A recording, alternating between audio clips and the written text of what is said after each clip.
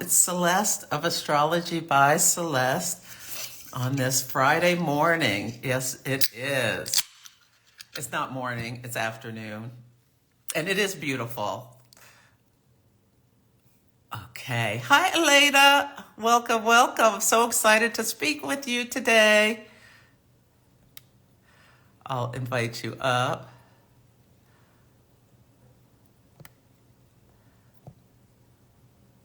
Here you are.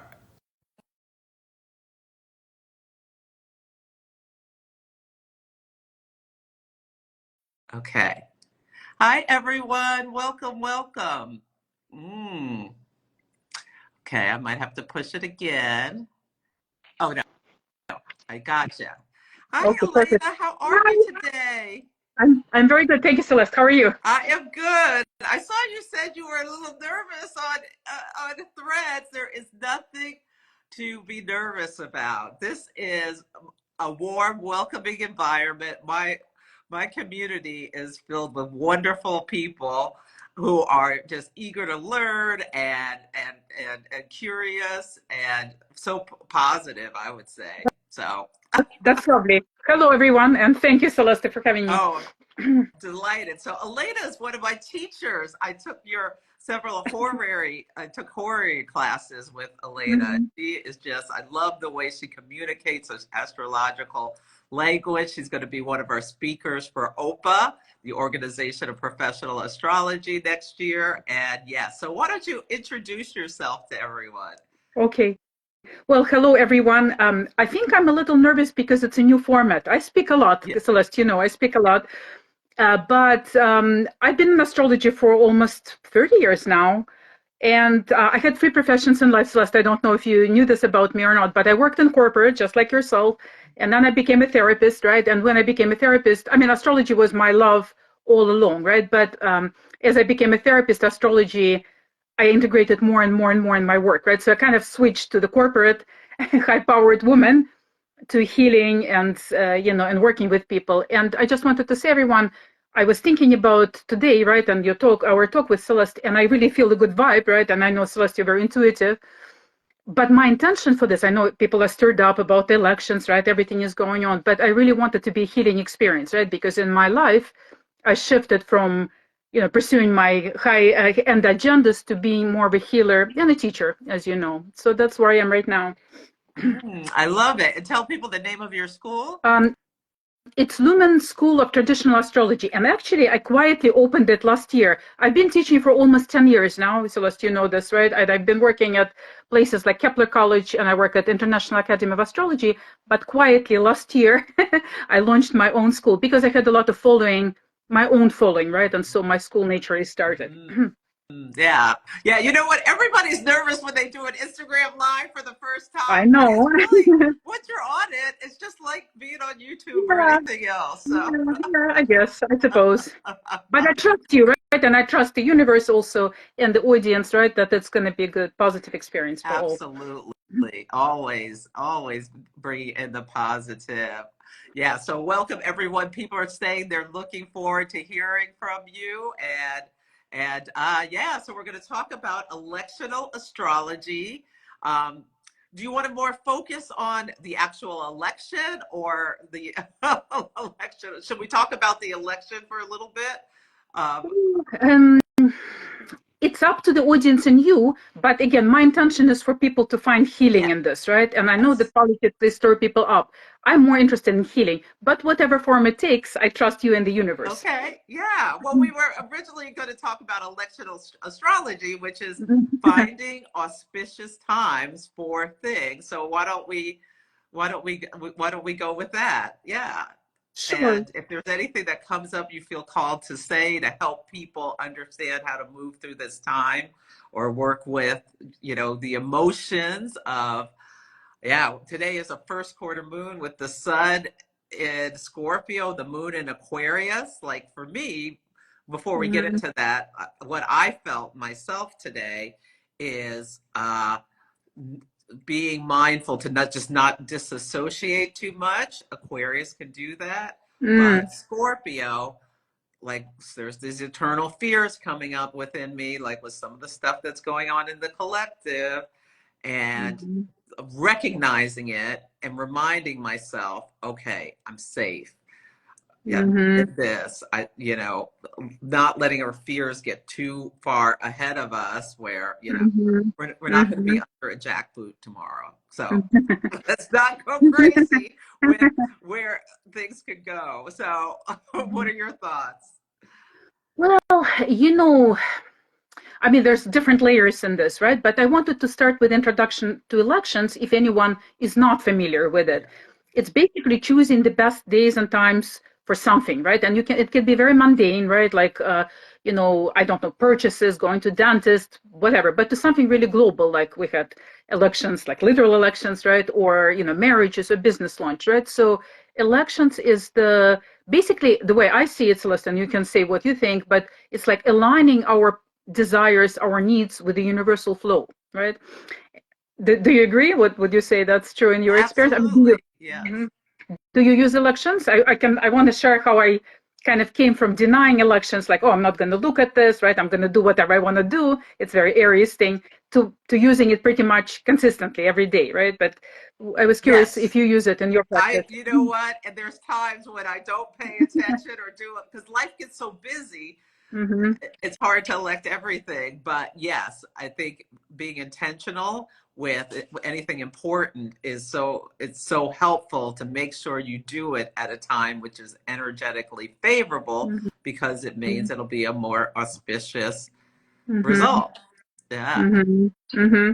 So, but being a therapist, right, or retired, a semi-retired therapist, I also like using it for psychological purposes. Just like yourself, I looked at the chart just now, right, before we started. I'm like, okay, Moon in Aquarius, Moon in Aquarius. But, you can get a lot of meaning out of this. This is more, and I know you do it in your podcasts a lot, and I really like it a lot. Like when you work with the everyday energies and you kind of connect it with the emotions and with the experiences and the politics and the social life, right? But anyway, my feel about the Moon in Aquarius today, we got to be unconventional, right? We got to be open-minded, right? And I completely agree with you. There's no need to give into fear or an anxieties, what will happen, right? Like, we're still a big collective. We also have some power, right? I don't think we're powerless, right? If, speaking about reaction to what happened. Yeah, we are definitely not powerless. We have to remember Mhm. that. Yes. So, but I guess coming back to elections, so I approach it from practical point of view, and I do a lot of electional work for clients. I approach it from spiritual point of view. I approach it from psychological point of view, like I just said, right? Like what the energy is like, right? What does it evoke in me, right? But so anyway, you can approach it from very different angles. I like that. Yes. Yeah. So tell us about, the way you use it, and people can ask questions and you can give feedback and all of that stuff. Sure. So my kind of history relationship with elections was funny a little bit because I'm an Aries sun and I know you're an Aries Yeah. moon, right? And so the Aries quality is we just follow our own drum, right? We don't really ask for permission, not even from the universe, right? And so when I started doing my practice, right, and I was seeing clients and I was working, I never was looking at the elections for anything. I'm like, I'm gonna do my thing whenever I want it, however I want it. So anyway, but over the years, experience taught me to change, right? So even though I'm an Aries sun, I do consult with the universe, right? I ask for guidance. And just like I said, right, I mean, I'm talking about my own personal use of elections. So I wouldn't do anything of significance these days, right? This is how I changed. I've changed from the earlier days, but I wouldn't do anything of significance without consulting with the universe, because I kind of think it's like one big unified system, and we're all a big part of it, right? And so I simply align myself with it, right? That's how I see elections personally, right? But for the clients, it's it has the practical applications. You're going for a job interview, and let's say you have a choice, right? So you would like to choose a better day that aligns with your desire to get a particular job, for example, right? Or I just recently got a question, or that's common, to elect some time to start an important thing, business, or like a musician asked me when he could release his musical album, and so on and so forth. So it has practical applications, right? Like when you want something positive in your favor, right, that you can use electional astrology. And I use it this way with my clients and with myself, but also as a guidance, right, as a spiritual guidance as well. Like be open-minded today because the moon is in Aquarius, right? Be not afraid. right? And we can, maybe get some meaning from the moon square the sun. Yeah, yeah. And I know I like when the moon is going through my different houses, that can help me think about things in another way. Because, like, I have Aquarius on the eighth house Mm-hmm. because I'm a Cancer rising. So I recognize, okay, this is a time where some more of that anguish of the mind can, like, kind of stuff come up. But it can also be a time where it's great time to do, like, maybe a little card reading for myself. Yes. Mm-hmm. Mm-hmm. Oh, and I pulled today, I pulled the Chalice of Charity, Be Nourished. Oh, oh, so beautiful. Yeah, so to me, this is all about self-care. This is an amazing energy today about self-care. Okay, so you said we're going to align ourselves with the universe. Can you give us like 3 or 4 practical tips that people can start just even in a small way using elections to make this decisions about, oh, is this a good day to do this or that, or do you Well, recommend a there are two approaches to it. We probably should start with a more accessible, simpler approach, yeah, right, Celeste? Because you can be also very professional about it, and there are a lot of rules to follow, right? But just to start with, I think the best would be to follow the moon, right? And many people know how to even know what sign the moon goes through, or it's easy to look up online. But basically, looking at the moon's position, and you can think about this way: the moon and the sign that it passes through correlates with certain activities better than the others. Like, for example, if it's in the fire signs, let's say Aries or Sagittarius or Leo, it's a good time for activities, for sports, for competition, right? The fire energy, right? And if it is in the air sign, like now is in Aquarius, it's time to connect with other people, right? It's time for social activities, maybe for learning things if it's Gemini, right? Or what else am I missing? Gemini, Aquarius, and what's the third air Libra. sign? Libra, thank you. Right, so if it's Libra, then maybe relating to people, right, or having a dialogue. So basically, kind of aligning your intents, or let's say you want to say throw a party, right? The moon in Libra is good for that. Or you want to study something new, the moon in Gemini, you're taking a class, right? Or you want to start some kind of language activity, so moon in Gemini. So basically aligning your interest, right, with the moon and her position in the sign. That's one way, easy way of doing it.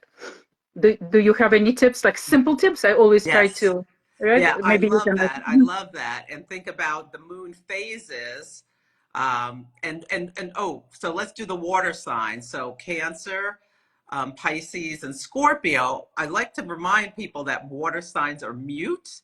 They're yin energy. So these are things, days that are more intuitive. Or for me, I know when the moon's in Pisces, like I don't really want to do much of anything. So that's a great time for me to slow down and go within. Do you have any other comments about thinking about like the moon in Cancer? Call your mother, do something, cook a nice meal.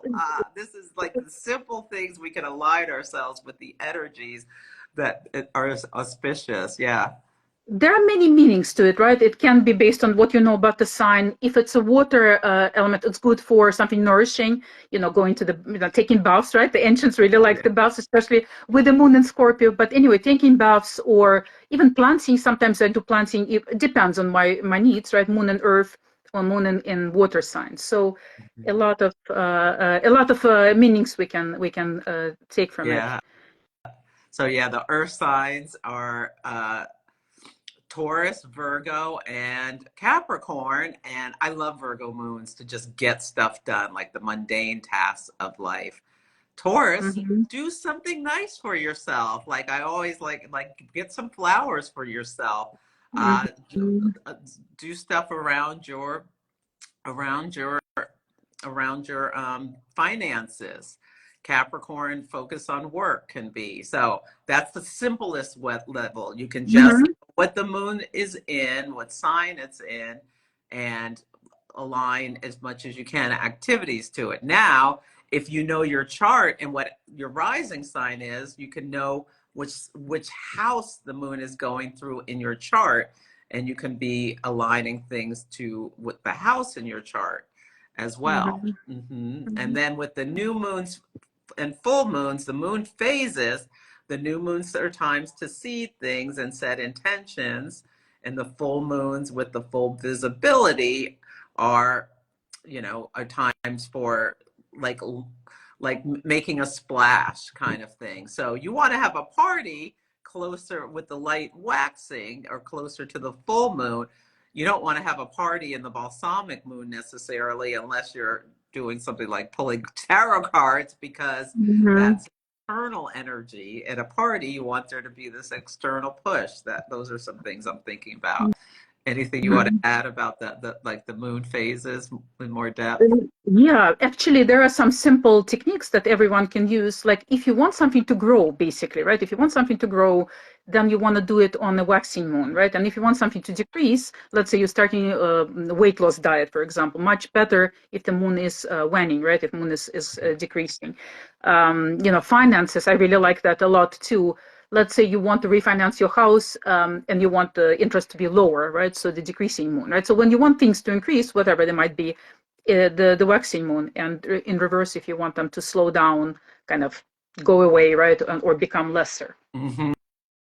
Like they say, mail your taxes under a void moon, so you won't get audited, because when the moon is void, this is between the time the moon makes its last aspect and before it moves into the next sign. And I actually partner with Tiffany Herlicht of Wise Skies Astrologies. People can go to the link in my bio, and there's this digital calendar which you put on your phone or computer, and it'll tell you when the moon's changing signs, activities that are aligned, as well as there's a calendar for the void moon, so you can avoid starting things under a void moon when there's no energetic push to move things forward, but like you want to mail your taxes or finish it, sort of thing.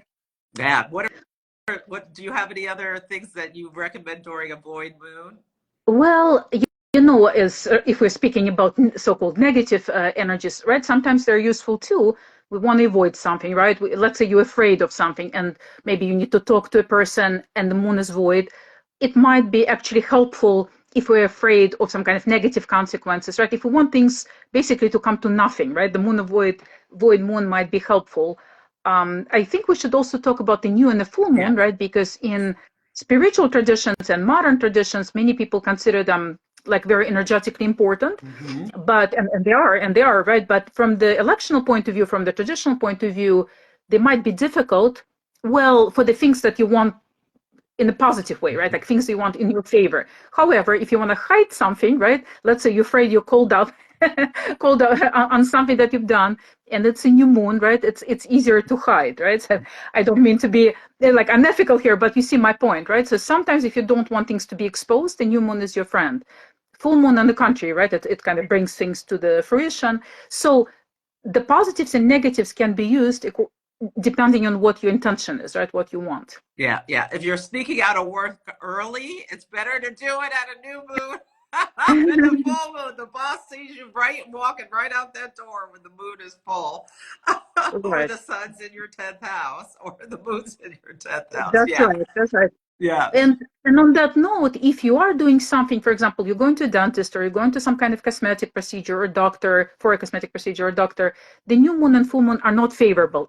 Everyone can know it, right? We always know eclipses, so the new and full moons. So avoid doing things on those days if you want favorable results, right? Because these are unbalanced energies. But many use the new and full moon for spiritual practices. I know in Buddhism, in some other, shamanic traditions, and so that's different. Right? Connecting with the energy is different. But if you want something practical or accomplishment in your favor, then it's better to find a more balanced days. Mm-hmm. Yeah. Okay. So I want to come back to that, but I do want to, there's some comments here. So Jupiter rising says moon in Cancer. Yes. Acts of self-care, nourishing bodily needs. So these are great, great ones. And then, baking, cleaning the home, or being your own best mommy. I love that for moon in Cancer. That's very sweet. Mm-hmm. Yes, Blissful 107 says, yes, notice how you feel as the moon moves through your chart. Like I have Leo on my second house cuff. So and that's the house of finances. Whenever the moon is in Leo, I find myself like working on financial stuff or thinking about this stuff, or sometimes just paying bills with unconsciously. But then when I connect to the conscious energy, I know, okay, let me schedule that time to do. Yeah. I mean, Yeah. oftentimes we do intuitively align with the universe, right? Because we're intuitive beings. And especially those of us who are interested in astrology, metaphysics, we're already kind of like putting our radars out there, right? And I think it happens naturally, but using consciously, right, for your own, for their own purposes and for the benefit too, to a certain degree, is perfectly fine. Oh, and Spanish Creole is happy to see her pretty cousin. Yeah. Oh, good. So people are so excited to hear from you. Okay, we'll keep going. So, yes, so you mentioned at the date of the new moon and the date of the full moon are times that, are a little bit unbalanced energies, to not schedule anything on that particular date, but think about, ooh, as soon as the next day, the moon's light starts waxing after a new moon. So let's talk more about like some things that are auspicious to do between. Between between the new moon and the full Mhm. moon. Well, you know, generally when the moon is growing, anything that you want to grow is good. We already Mhm. discussed this, right? But most auspicious times, and by the way, I use it all the time if I need to sell something, or perhaps if you need exposure or you want things to flow, is basically when the moon and the sun are in aspect, preferably sextile or trine, right? So that's a harmonious relationships. You can follow online and find out if you don't have astrological software or ephemeris. But anyway, when the moon and the sun are in harmonious aspect, that's really positive for the flow in general, right? And so, for example, when my family members come to me, or I don't have control over time, or my clients are asking me for elections, and we don't have control over time, I always look at the moon, right? And so if the moon, and I mean moon and sun, right? If the moon and sun are in good connection that day, that's usually positive flow in the universe, right? But I tell you, even if moon and sun are in square aspect, and sometimes even in the full moon, if you want exposure, right, or things to move quickly, for example, in sales, it works very well. I might elect a day, and I can put them on the angles of the chart. Mhm. We can talk about this later. But point is, the relationship between the luminaries is very important. We all intuitively understand, right? These are the most important planets in the Mhm. system. And so aligning with them, right, if they're in good harmonious aspect with each other, that's positive usually. And I do it for example, for travel, right? Or I do it for my clients. It's a moon, sun, and good relationships, usually better day. Mhm. So when they're sextile or Sextile or trine. trine. Yeah, that's great. Anything you recommend for like the first quarter? Because when the sun and the moon are in square, because this is today, we're having a first quarter moon, and it's a crisis of action where you feel like, ooh, Well, I need to that's a make good some change. I I feel that now is in our conversation that it's the energy, right? I mean, you can tell more about what you think about those quarter moon, but it's a new thing, right? It's growing. The energy is abundant. I even feel it today, right? Excitement or whatever, stir up, right? So doing things maybe you were putting on hold for a while, and that's the first quarter moon, and it's growing, right? That's your time to start. Um, do you have anything which you use in your elections, Celeste? I'm curious about your Well, election. I don't know if you'd call it elections, but I'd recommend people set intentions at the new moon and at the first quarter moon. You start working on them, and this is a time where you think about, okay, these were the intentions. I've been working on it for a week. Where am I now? Do I need to make changes? Do I need to do something differently? I find that I often feel like this internal pull to make decision, like if something keeps creeping into my mind, and I look Mhm, at the astrology, it's often like that I want to take an action is often at the first quarter moon. This is mhm, when your conscious mind, the sun, and the subconscious mind, the moon, are in hard aspect. So it's like this tension that's pushing you forward to do something. mhm, So mhm, being mhm. mindful, like if you're unsure of your intuition, is this the right thing I'm doing or no, no, no. If it's at a first quarter moon, I feel like it's your internal subconscious telling you that this needs to take action. It's like your Mhm. internal electional chart is saying you got to, we want you to do something. The conscious and the subconscious want you to do something or move something forward. Mhm. Yeah, definitely. Yeah. And you can use, like, especially with things like surgeries. Do you have any or any just tips? Like, I know the full moon, you're not supposed to, if you can do it, get a surgery during the waning moon for less blood loss, right? Well, there's more Yeah, complicated it's rules about the complicated. surgery, right? Yeah. If we go very professional, but any person, I completely recommend it to all of my clients and followers, and to the listeners, you certainly should watch just the moon cycles to avoid having surgery on the days of the full moon, the new moon. Also, we should talk about the afflictions to the moon, right? When moon is in difficult relationship with Mars and Saturn. So if you avoid this, you would generally have a better chances for good result. I'll tell you a story, right? Long time ago, a friend asked me to do an election for her. She had some kind of problems in her legs. I think it was with circulation. I can tell you right now. Anyway, I elected a day for her. The time wasn't perfect because I didn't know, I couldn't control it, right? But I said, this is a good day for you, some kind of positive connections between the moon, the sun, and so on. So do the surgery on this day. And she had it done, but they couldn't make it. She had both legs to be operated on, but they didn't have enough time. So they only did one leg, right? And this next surgery was next day or a couple of days later. They did the second leg later. And she was completely shocked and surprised. And from that point on, she was completely sold on astrology because, as you can imagine, the day I elected for her was good. And she had a wonderful surgery. It was great. She healed, right? Results were excellent. But the day which wasn't chosen was bad, accidentally. And she had complications, delays. She had to redo it. And from that point on, she's completely sold that astrology works. She's like, how could it be? I said, you should have done it on that day, right? But it just didn't work out, right? So that's how it works. Mm-hmm. Yeah, it's auspicious. There's a more optimal energy that can be favorable if you're working in alignment with the universe.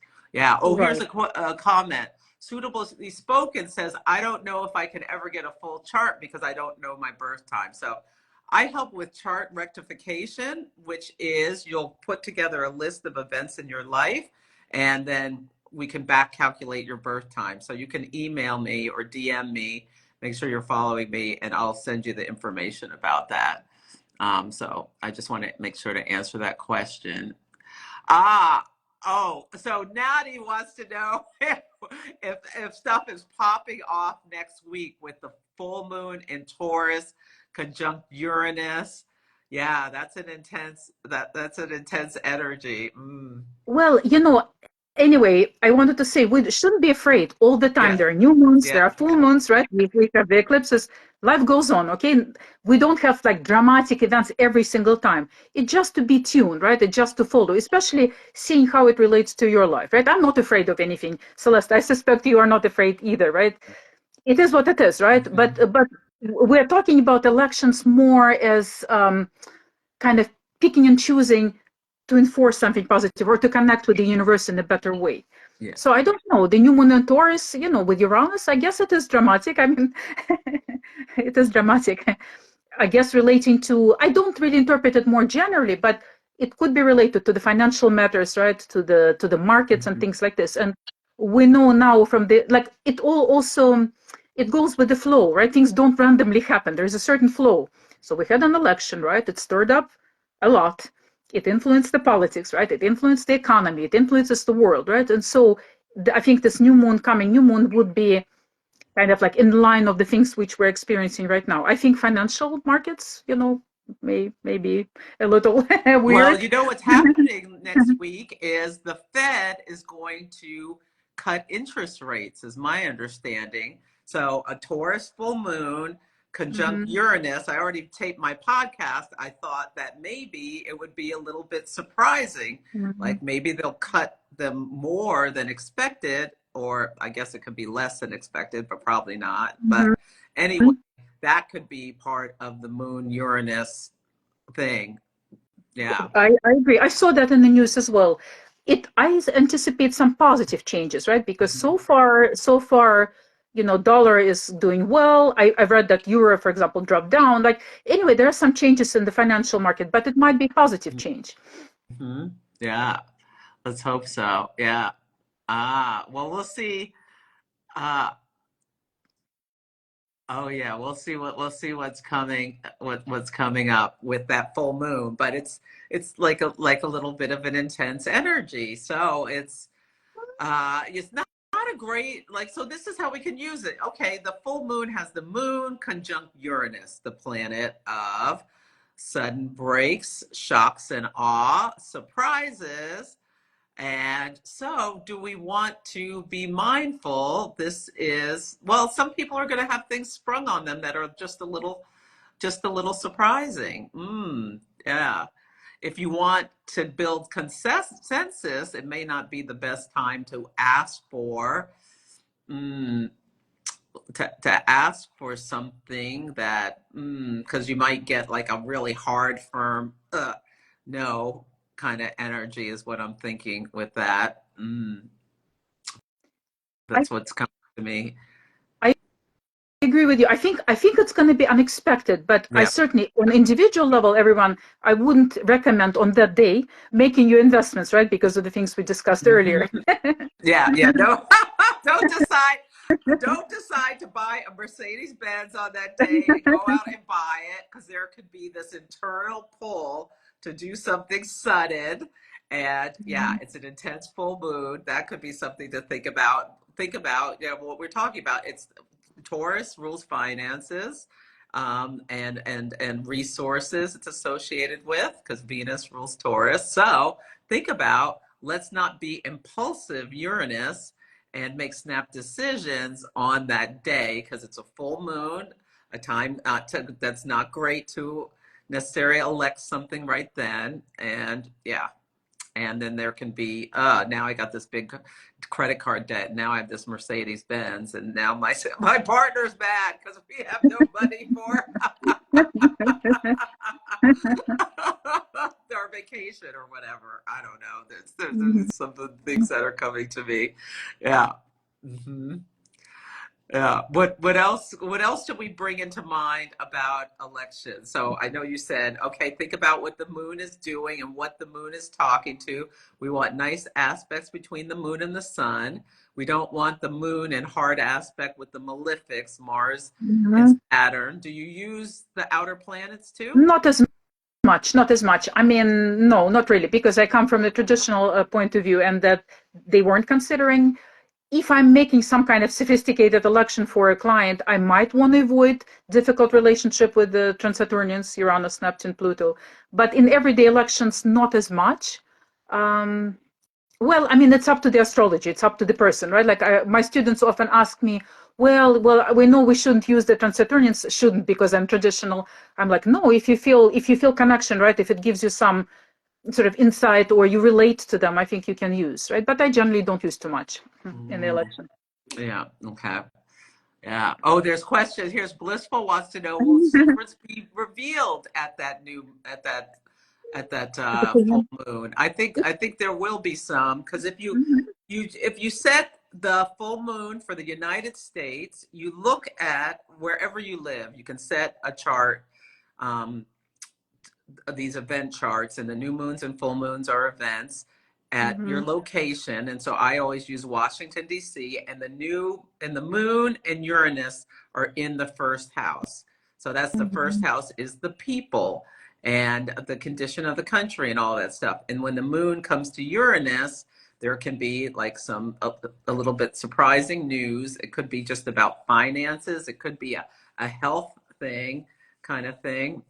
Yeah, this is not elections, but it's event charts, and Pluto's at the top of the chart. So there's Mm-hmm. something Plutonian about it. Pluto in Capricorn, its last stand. So we'll see if there is secrets. What's unearthed at the full moon? That was, yeah. That's something I'm thinking about. This full moon, people were asking about. Blissful was asking about. Yeah. Mm-hmm. Mm, yeah. So I mean, in terms of other elections that people can use, let me think. I'm trying to think what simple things could be used, right? Because for me these days it's fast, right? I look at the charts in my program and like I quickly grasp, right, the patterns and the energy. I think other than the moon, you can also work with the elements, right? Work with the elements, but it's along the lines with moon. Maybe we should also talk about retrogrades. Like for example, everybody know these days. Okay, Mercury retrograde, right? Communications delayed. I don't know. Parcel don't come in time. Contracts are delayed and not signed. So observing the retrogradations of the planet can help you if you're planning something important. We cannot avoid them, right? Like Mercury retrograde. What can you do, right? It just happens and we live with it. But if you're, let's say you're signing a contract or you're purchasing something, or I'm talking about Mercury, right? You might want to wait for a better Mercury position in general, right? We're talking very generally right now. Well, we have a Mercury retrograde coming up That's November right. 25th through December 15th in Sagittarius, the sign of its detriment. So this is really good to know. Especially for people celebrating Thanksgiving, that silence is golden is what I'm feeling with that. That's a good It's point, right? going to be popping off at people's Thanksgiving's tables. I think that's part of this full moon energy, the moon Uranus in the United States, where, so like, don't let it be you is what I'm thinking, because there's this heightened energy for like some kind of conflicts with this 100%. with But this Mercury retrograde in Sagittarius, where people are going to be sharing about their philosophies. People are going to be putting their feet in their mouths. What would you say about Mercury and Sagittarius? well, I mean, it can be beautiful energy, but I have to be honest with everyone. I have a hard relationship with people with Mercury in Sagittarius, though I my own Jupiter is in Sagittarius, right? But because I have Moon and Virgo, I find them oftentimes they're very blunt, right? And they put the foot in the mouth. I don't mean to offense to anyone, right? But sometimes Mercury, they just spit out what they think, right? Without much finesse, right? And this sort of offense more sensitive of us sometimes. But it can have a broader meaning. Yes, it is speaking what's on your mind, right? Like just blurting out whatever is on your mind. It's not always helpful, but sometimes the truth is needed, right? So but for me with the moon and Virgo, I always had a friction, right, with the Mercury in Sagittarius. No offense to anyone. yes, yeah. So just keep that in mind for that. Like, pay attention, especially November 25th. It takes a little bit to get used to the energy. So a couple days before and a couple days after, really slow down with your communications. It's not necessarily a great time to initiate anything, as we're talking about elections, because with a retrograde, you're going to the energy goes backwards and then it comes forwards again, and there can be changes, or like you plan to do something and it just collapses entirely. So that's something to keep in mind, that it's not a good time to elect to start something necessarily on that date. I think I Unless like it's what something you need to do a lot of revisions in and you're preparing for it. It's better to review something you already started.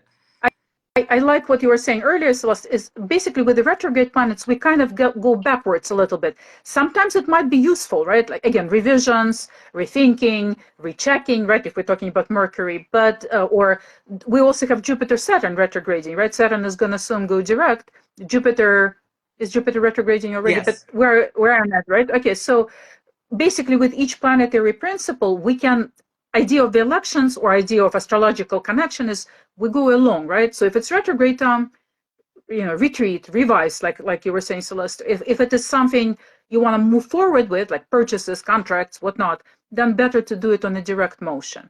But we can get usefulness out of both cycles. And Saturn goes direct on the 15th.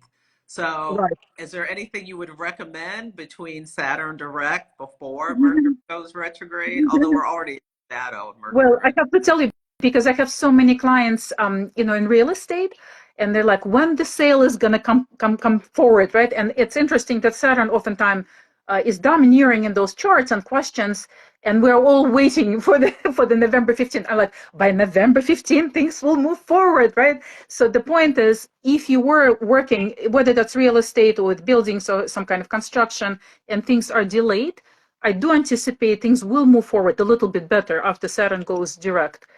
Right now, rebuilding, redoing things, like for example, where I live, we have construction. And so they open the wall and they find a new problem. And after that, a new problem. But, sometimes you have to go through those revisions in order to take care of the issues, right? So a lot relating to real estate, a lot of things going on about real estate and the market and the sales and so on, right? So yes. Oh, Audrey made a wonderful point that, okay, so Mercury will go retrograde in Sagittarius and it will oppose Jupiter retrograde in Gemini. So this is a great time to talk about dignity. So they're then each signs of mutual, they're in the sides of each other's detriment, they're in That's right. detriment. So so Mercury's in detriment in Sagittarius, Jupiter's in detriment in Gemini. They're in each other's home, so but in opposition. So how do you language that? That's a very interesting pattern. But in traditional astrology, mutual receptions help, right? Yes, they're fallen, right? They're in the places where they don't feel comfortable. But because they mutually receive each other, it might help it out somewhat. That's on the positive. On the negative, they might really act out with their worst, right? Meaning in whatever sphere it might be, right? Mercury in, like as we said, Mercury in Sagittarius, too blunt, right? Too outspoken, without a lot of diplomacy. Jupiter in Gemini might be really, what's the word, fanatical, right? Or like really fixated on something, right? Because normally Jupiter is encompassing, right? In brings everything in, understands different perspectives, right? Like a synthesis. But Jupiter in Gemini is tiny bit like fixated, right? Can be fanatical even in their opinions and ideas. Black So and white there could be negative manifestations of both sides, but I think they can help each other out with mutual reception, at least from the elections from the horary point of view. So let's think about how can we use them together in a positive way. Like if you look at them as two people standing looking at each other, one with the Mercury and Sagittarius and the Jupiter and Gemini, how can they come to some mutual agreement by seeing each other's side of the story? Even though they feel like they're so far apart, there is this little bit of a helping hand, and it's probably the Jupiter person who's going to have to reach out to offer a little bit of guidance, I'm thinking, or they both. Well, what comes to mind? Jupiter in Gemini, then more attention to detail, right? Whatever circumstances might be, right? Normally Jupiter is not concerned with the details, right? I can tell even from my own chart, I have Jupiter in Sagittarius. Even though I have Moon and Virgo, I'm not very detail oriented, right? That's an interesting thing. It's a bigger picture, right? That person is concerned about. But when Jupiter is in Gemini, maybe good attention to detail can help, right? Like you kind of put them all together, Mercury helps. And Mercury in Sagittarius, some kind of intuitive understanding of truth, right? Intuitive sense of truth, that's what comes to mind. But it depends on the circumstances, right? Like it depends what we're considering, horary chart, electional chart. I do think there's some positive in it. That's my intuition, It can be, or it can be two people just standing and yelling at each other, like with their own point of view. We'll notice what we see when this comes up in the collective in our own lives. But finding some mutual and beneficial things. So, Saturn return is moving and signing papers on the day Saturn goes direct. That makes sense, but just be aware there'll be forward momentum, but there might just notice if there are any little delays around it. Like the movers show up a few minutes late or something. You can kind of, Any other thoughts? Well, I'm seeing that people are commenting that it's not going to be boring. And someone said about Jupiter, that's a bigger picture. It depends. For the society, I think we know what's going on, right? It's the people are very outspoken on one level and divide. Yeah. Compromise can be found, or perhaps listening to each other can be found. Can be. Say that again. You froze for a second on my side. I was saying that there is a certain division right now, right, and kind of polarity, and that supports this polarity. where people are very outspoken, right? Both sides really speak sometimes harshly, right, about their position. But I think with this mutual reception, even though each side will stick with their opinions, right, with their views, there's more ability to hear each other, right? So Yeah. my husband says always, there's no way to work on anything to move forward without communication. And oppositions, as hard as they are, they do suggest that I listen to you or we see each other, right? Like there's some kind of dialogue that we need. That's what I'm trying to say. And Mercury Jupiter is that. Yes, yeah. And Jupiter rising said mutual aid. The mutual reception can give mutual aid if both are willing to give a little bit. I love that. Yeah. Yeah, it definitely won't be boring. No, it won't, Audrey. Yeah. I Yeah. So, see some mhm. friends of mine. I want to say hello Oh, to please them. do. Mm-hmm. Yeah. And so for benefits for setting, like using elections with just the moon, when the moon is dialoguing with Venus or Jupiter, those are great times. Yeah, especially sextiles and trines. But uh, even if you have to do something, a square with Venus won't be so bad, don't you think? I agree. I agree. If we're speaking a little bit more complicated rules, right? Generally, if we find the moon with the benefics, even in difficult aspects, well, I mean, preferably positive aspects like sextile or trine, but let's say it's difficult, it is still favorable or better. For example, if let's say I'm looking for a time to travel, right, to do something, and I see that, let's say, the moon is in square aspect with Venus, it is still a positive time for it, right? It's the avoidance of the harsh aspects of the moon, right? So with the Mars or with the Saturn, the new and full moon, as we discussed, they are the more challenging when we want things to flow. I kind of look at this: are things going to flow or not, Mm-hmm. right? But let's say if this is moon with Venus, for example, right, and it's a square, it's still positive for relationship, for the party, for some kind of communication with the loved ones, right? It's still the flow. Mm-hmm. Yeah. And when the moon is conjunct Venus, it's called a goddess day. Mm-hmm. My friend Karen taught me about that. So those are great days to come to collaboration or yeah, or bring people together, find compromise. These sorts of things can be. So if you're planning, oh, I got to talk to this person, and you get the calendar, the Wise Guys calendar, you can get it, the link in my bio or Mm-hmm. my website. You can look, okay, I want to talk to this person then when the moon's conjunct Venus, because we're more likely to collaborate rather than when the moon's conjunct Mars, because there's more likely to be conflict and disagreement and yeah, not getting what you want or having to fight for what you want kind of thing. So these simple things, you can just look at the calendar, whether you have whether you just use an ephemeris or you use I love the honeycomb journal. Do you have one of those? No, I don't. But there's lots of Lots ways of to look it up online, right? yeah. I used to have ephemeris, right? I used to look. I mean, there are many websites. I think you said you have it. Which list, whatever configurations are in the sky. But I look at the astrology software, like so every day. I know what the planetary movements are because Mm-hmm. I do a lot of elections, right? I do elections for myself and I do for Yeah. clients. Yeah. Uh, okay. Let's see if there are any other. Oh, here's a comment. Okay, Cinefluke. Mm. Oh, I don't know this answer. Is there any difference between Western and Eastern astrology learning and where it started? Well, if you're talking about Vedic versus Western astrology, yeah, they're different. Do you want to say anything in general about the differences, Elena?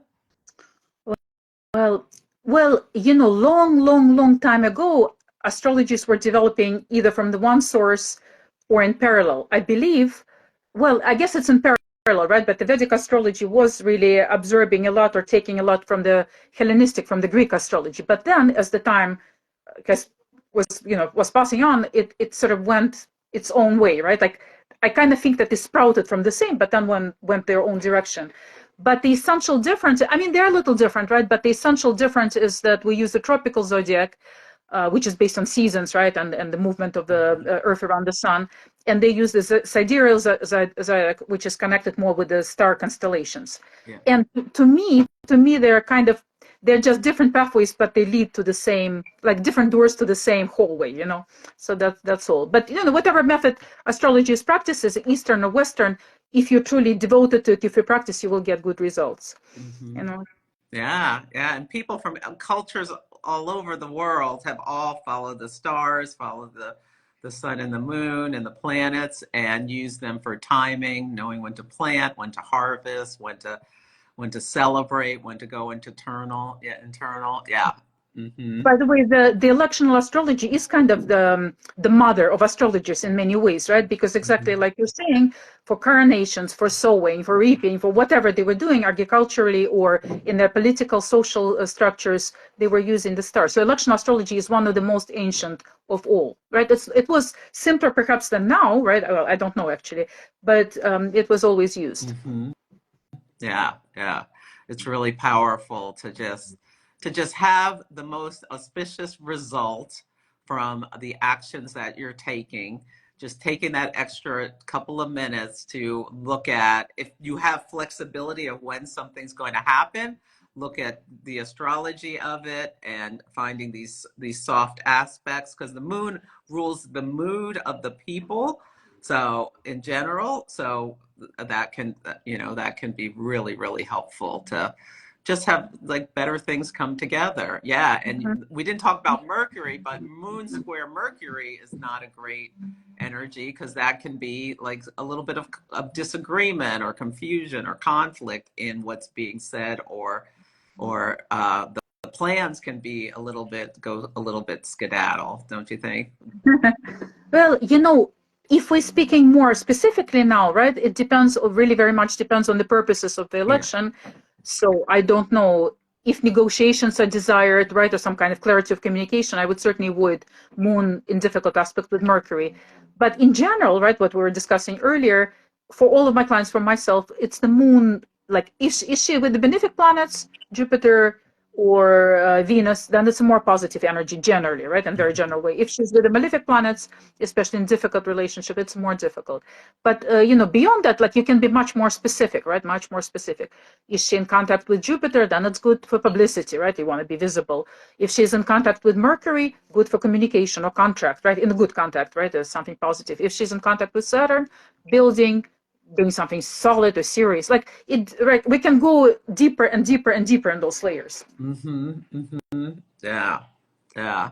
But these have been great tips for just getting started for some people who are newer to this. There's some great tips about things to be thinking of and things like the moon is waxing. I want something to grow. This is a good time to start it. The moon is waning. I want something to decrease. This is a good time to a more favorable time to do it. Yeah, I like that. Yeah. Any other hot tips or tricks you want to give before we? I think talked about the we talked about the main simple things, right? I'm trying not to be complicated, right? Not to go too much into the theories of elections, but it's just a sharing, you know, like I'm sure that you feel from our conversation, and maybe some of you already use this, it's this awe, right? That we could connect with planetary energies. Oh, you know what? We didn't touch upon magic, right? Oh, The yeah. elections and You said you want to astrological talk a magic. little bit about Yes, magic. yes. Yes. And that leads me to this. So the elections are part of astrological magic, meaning that when we know, first of all, it's exciting to know the universe, right? To learn about it. And I think that's why many of us are attracted to astrology. But it leads us to the practical application. Elections are part of astrological magic. When you elect a certain time and day, which is positive, you're kind of influencing the universe, you can say, right? And you know, it can be from simple to complex. Today we were talking about, well, how to make it that it's more easy, right? Or something is successful. But you know, it can be even more complex. Well, I'm planning to work on the magic, right? But I missed the date. There was this eclipse in Scorpio. You know, magic can be negative. For example, we had the wasp invasion, right? And I wanted to make a talisman to repel the wasps. So sometimes you can use the negative energy to repel something, right? And I missed a good moment, but there will be others. You know, sometimes you use the positive energy to instill or strengthen the positive outcome. Like I made a gift for my friend. She had difficulties with boundaries, right? She's very psychic, and so she's very open with the influence of other people. And so I made her Saturn talisman on a day of Saturn, on an hour of Saturn, when Saturn was strong, the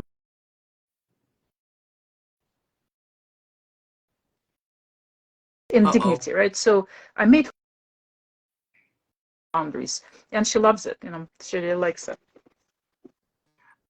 Celeste, did you lose me? It started to freeze. I lost you for a minute. Yeah. So you were talking about how you made a talisman. So you were talking about planetary magic, and that's right. a whole nother thing around planetary hours, doing things on the day and the hour of that's great. That's Is that something you teach about? I do teach classes in planetary magic. I do teach classes in elections, but it occurred to me one simple election for everyone that everyone can use is to use the days, right? So Monday is the lunar day. What is today? We're meeting on Friday. Friday is a Venusian day, right? Saturday is Saturn day. Sunday is the Sunday. So, the English names for the planetary days, they tell us the connection between the planets and the days. And so if you want to build something or to do something serious, Saturnine day is good, right? Like Saturday. Today's Friday, so it's time for fun, for pleasure. That's Venusian day. And so on, right? Lunar activities. You divinate, right? Maybe you do some kind of self-care. The Monday is good. So you could use the days for your elections. Yes, and Tuesday is Mars Day, Wednesday is Mercury's Day, and Thursday is Jupiter's Day. So yeah, the planetary days of the week are great. Yeah, like I like to take a lot of actions on Tuesdays to like get stuff done because that's like a Mars day. Martian day. Okay, Martian. Yeah. Okay. So there's one more comment here. This is great from J Word Wide. Mercury in Sag is good at seeing the big picture, and Jupiter in Gemini has a lot of words, but also a lot of space to listen and learn. The mutual reception can bring words of hope and optimism that silence a lot of chatter looking for direction. I think that's a beautiful It's beautiful. I like it a lot. Yeah, I like it a lot. Those are wise words. So thank you. Thank you so much for that, Jay Wordwide. Yeah. Okay, well, we're almost to the top of the hour. This has been great. Thank you for sharing your wisdom and all of these tools just to help people live in more flow with the universe. You want to tell them how they can find you again? And anyone, you could just click the claret at the top if you want to follow Elena or myself. Thank you very much for having me, Celeste. It was fun. After all, there was nothing to be nervous about. As far as following me, I'm on Instagram at Elena Lumen, or you can search me up, right? I'm on Facebook. I'm like in different social media, so you can follow me and be in the know. If anyone is interested in elections, I do teach a class. I mean, I target astrologers from beginner to advanced, but the electional class which I teach is pretty much accessible to anyone who has even basic understanding. Like, okay, if you know the planets, then you will get it, right? You will understand. So, follow me somewhere, find me somewhere and follow, right? I'm always happy to connect. Yes, and I will make you a collaborator. So if you want to put this on your wall, you can put our talk on your wall as well. Oh, fantastic. Great. Fantastic. Great. Well, thank you so much, Elena. Thank you everyone for joining and the great comments and suggestions, and have a beautiful weekend, everyone. Take good care of yourselves. Thank you very much. Bye-bye, everyone. Bye.